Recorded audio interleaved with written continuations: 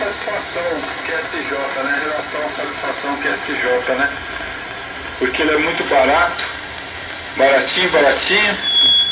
Opa, levantei aqui, o microfone já chiou. É um aparelho barato e custa muito pouco, né? Tá bom, gente? Então é isso aí.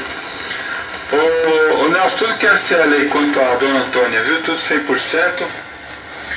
Quanto ao médico lá, né, que operou, você falou com ele, né? O médico já tinha operado ela mais ou menos 5 anos e meio atrás, né?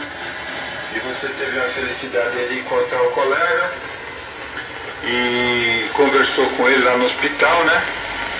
E parece que agora então a coisa ficou bem melhor, né, Nelson? Ele deu lá então tá tudo 100%. Ele falou que ela melhorou da água pro vinho, né, gente? Que bacana, viu, Nelson?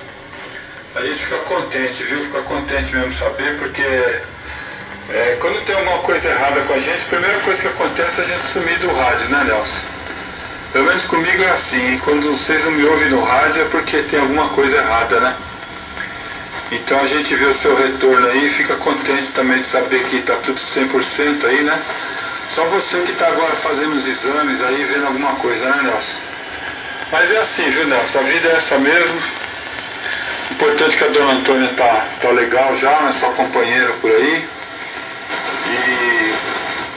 E agora falta curar você, né? Curou a dona Antônia, agora tá faltando curar você, né, Nelson?